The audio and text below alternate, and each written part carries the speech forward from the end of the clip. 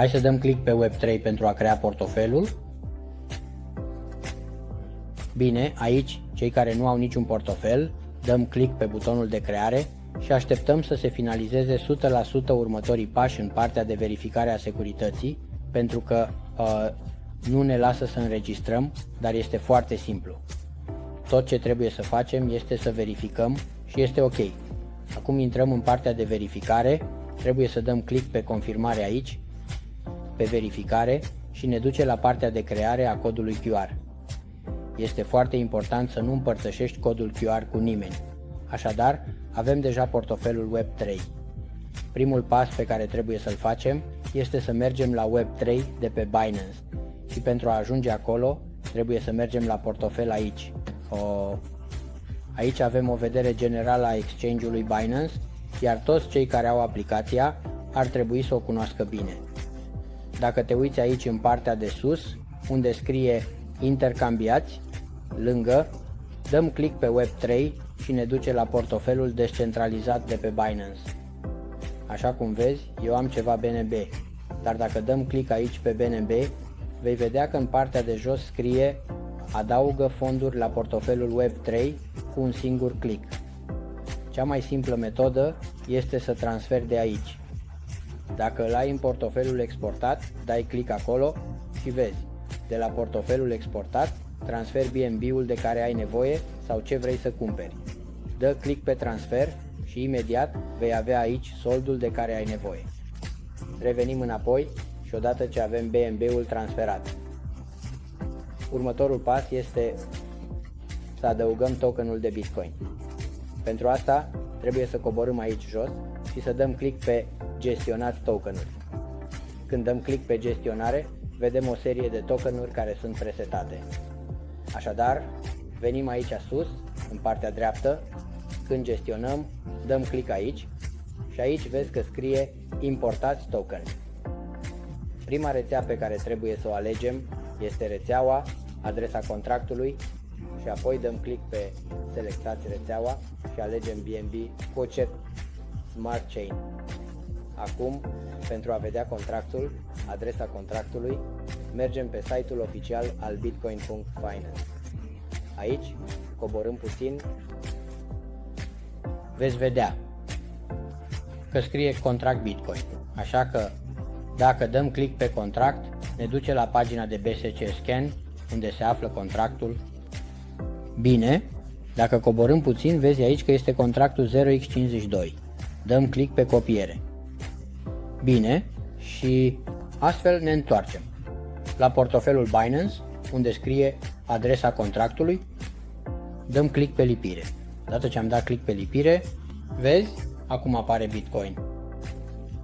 Bine, deja îți apare simbolul și tokenul, dăm click pe importați token și deja s-a adăugat unul, vezi, tokenul s-a adăugat deja. Revenim înapoi și aici, dacă coborâm puțin, vezi că scrie. Aici activăm Bitcoin și ne întoarcem înapoi. Și acum veți vedea că aici deja va apare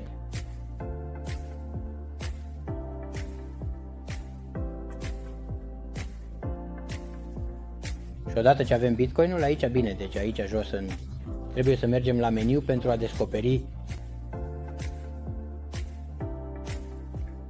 Venim aici să descoperim, veți vedea că aici, ei bine, asta este pentru a merge la PancakeSwap. Este important aici, în acest pas, că deși va apare istoric aici, eu apar aici, bine, puneți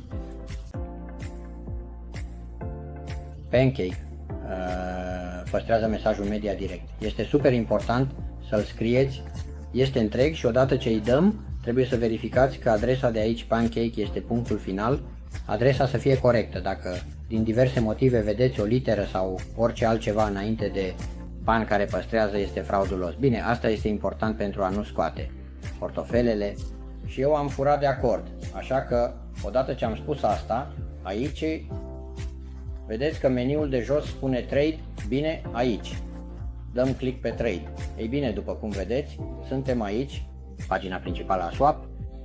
Primul pas pe care va trebui să-l facem înainte de a face orice este să dăm click aici pe Connect.